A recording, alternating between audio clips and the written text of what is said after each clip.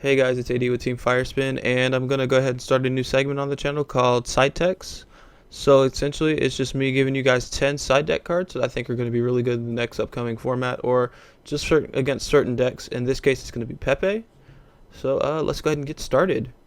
PePe is going to be really good at taking off right now, and we don't even have all the support that's coming out in Bosch. The stuff like Cyber Dragon Infinity, Flasia, Perform Pendulum Wizard, displayed on the screen, and Ariadne, I believe her name is.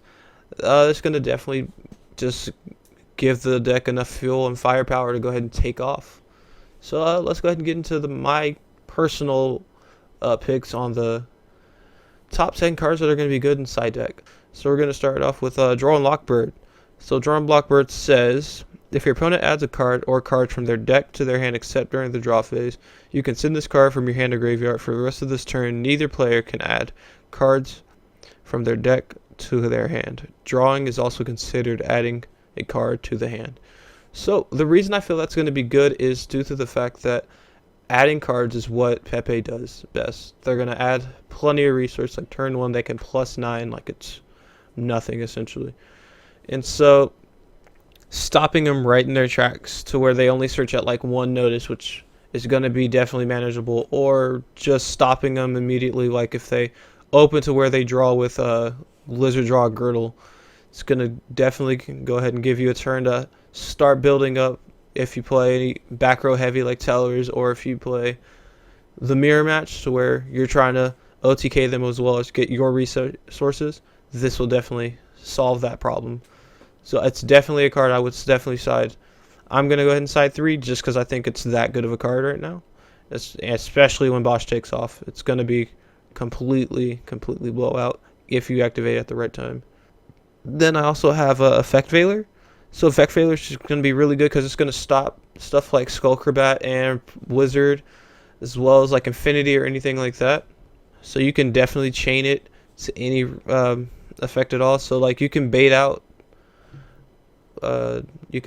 Infinity or Flash or anything like that with Veiler, and just getting rid of Infinity on the board is going to be definitely something that is going to make the game easier to deal with, especially with all the stuff like Solemn Notice. So we're essentially getting a Solemn Brigade back, which is going to be very tough to go against, especially if you play slower decks like Rogue or just any deck in general right now, because the Solemn Brigade is going to be too strong, especially due to the fact that if you have Ariadne in the Pendulum Zone, you don't have to pay life points as costs for the counter traps. It's definitely going to be interesting. So Veiler stopping the Pendulum Wizard from going off, or stopping Skullcrabat from getting the search in the first place, is definitely going to help the game. Alright, going into the spell lineup, I'm going to go ahead and start off with Magical Spring, which states, draw a number of cards equal to the number of face-up spells and traps your opponent controls, then discard the number of cards equal to the number of face-up spells and traps you control. Until the end of your opponent's next turn after this card resolves, spells and traps your opponent controls cannot be destroyed by battle or card effect. Also, their activation and effects can't be negated. You can only activate one Magical Spring per turn. So Magical Spring is going to be really good just due to the fact that if they activate Wavering Eyes and they're trying to blow up their scales and get a little bit of plus with the Luster Plush Fire play or anything like that, you have the possibility of negating it with Magical Spring as well as drawing. So this card I can see being really good in Burning Abyss, just due to the fact that you're going to discard and you're also going to get your effects going off. So let's say you draw 2 and you have to discard 1, you draw Graph. So you immediately are going to be able to go off with Graph, or if you draw Seer, you're going to go off with Seer if you have some Burning Abyss monsters in the grave.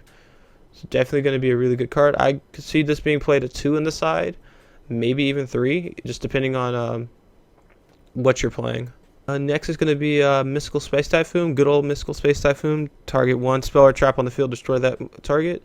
It's always going to be good. Just stopping certain cards like stopping Luster Pendulum or anything like that is going to be really good for the game, especially due to the fact that Solemn Notice in the Brigade are going to be set. So popping those cards is going to be really helpful to advance your game state, because their goal is to discontinue your game. So definitely going to be, if you're not maining this, it's definitely going to be a side card. So if you are not playing it, then I would also suggest playing Twin Twister. So Twin Twister is a new card also coming out in Bosch, and it says discard one card, then target up to 2 spells and traps on the field, destroy them. So it's Mystical Space Typhoon times 2. It's really good to just pop both scales if they have certain cards in the pendulum scales, like if they have Ariadne for whatever reason and Luster just to try to go off with it.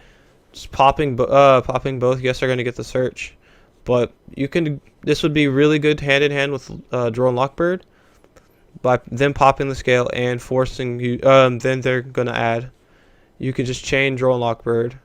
They add their one card, which you already know is going to what it's going to be, and they can't draw anything for turn. So they're going to have to set that. And they're going to have to go off of whatever's either in hand or in their pendulum zone. So they have very limited resources to work with. Next is going to be Wavering Eyes. So Wavering Eyes is one of the easily top 5 spell cards in the game right now. So it has 4 effects, 4 being add 1 Wavering Eyes from your deck to hand, 3 being banish 1 card on the field. Keep in mind that does not target. 2, you can add 1 Pendulum Monster from your main deck to your hand, and 1 Afflict 500. So just resolving Wavering Eyes when you have 4 Pendulum available due to the fact that you have 2 and your opponent has 2 is just going to be a complete blowout. You're definitely going to win the game. It's almost impossible for you to not win the game after resolving 4 successfully. So it's definitely, like, if you're not playing it, I just play it just to stop your opponent. You don't have to search, but you do afflict 500 and you stop them from going off with their pendulums themselves. Alright guys, going into the trap lineup, we're going to go ahead and start with AntiSpell Fragrance, which reads both players must set spell cards before activating them and cannot activate them until their next turn. So just stopping the pendulums from the ability of activating at all due to the fact you can't set pendulums is definitely going to be really good, really strong against the pendulums, because they're going to have to top deck the MST, or when it comes out the Twin Twister or something along the lines to pop the card. And so it's going to make Karen Gorgon pretty strong, just to the fact that, like, you can, if they activate MST or Twister itself, you can just change the target to something appropriate, like one of their own floodgates or something they have face up. So it's going to be really good. Just stunning them is going to be pretty strong. This is going to be an immediate 3, in my opinion, on any list, whether you main or side it. So definitely pick them up now. They are rising right now, as they are right now $22 and just going up. So definitely pick them up. That's very good. Next I have a Grand Horn of Heaven. Grand Horn of Heaven is just a blowout card. It says during your opponent's main phase, if they would special summon a monster or monsters, negate the summon, and if you do, destroy that monster, then your opponent draws a card, then in the main phase. So just stopping them with like Pendulum 5 and then negating it to where they're all going from the field to the graveyard instead of extra deck is just going to stump their play, as well as the fact that they have to choose either to go battle phase to go into main phase 2, or if you hit it in main phase 2, go into end phase. So it's definitely going to be a strong card, definitely a card that needs to be played. If you're not playing it in your list, I would suggest definitely reconsidering and putting at least 2 into the deck, if not the main, in the side. Next is going to be one of my favorite tech cards, easily my top favorite on the list right now. It's going to be Mischief of the Yokai, which says each face-up monster on the field loses 2 level until the end phase. You can remove this card from play from your graveyard to select one face-up monster and reduce the level by 1 until the end phase. This effect cannot be activated during the turn it's sent to the graveyard. So if they Pendulum 5 and you chain Mischief of the Yokai, it's immediately a plus for you. You're going ahead and just negging them, because nobody's really going to be playing rank 2s, especially because it's not going to be an expected card to be played. Like, I haven't seen anybody play it. Every time I've kind of mentioned it or played it, people have looked at me like, wow, that's a pretty good idea. So it's definitely a very good card to catch off hand, kind of like when Inferno started playing Genzo. Just stuff like that. It's something that nobody's really going to expect, and it's a really strong card. Pretty cheap right now, as they are only $2. So I'd definitely pick them up right now before they go up. And last but certainly not least, Timespace Trap, which says when your opponent special summons a monster or monsters from the hand or extra deck, shuffle that monster or monsters into the deck, then you lose 1,000 life points for each monster.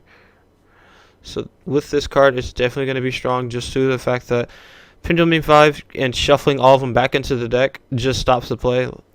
They can't Pendulum 5, so they can't re-pendulum again until the next turn.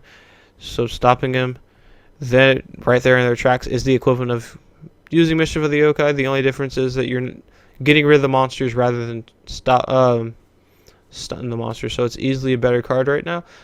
The only drawback I have with it is that if you, like I said, Pendulum 5 and then you chain it, you're going to be losing 5,000 life points, and life points are going to be a little more precious than what they used to be in the last previous format. So I definitely consider playing it, just keeping it, playing it cautiously, if that makes sense. At the right time, it's going to be blowout.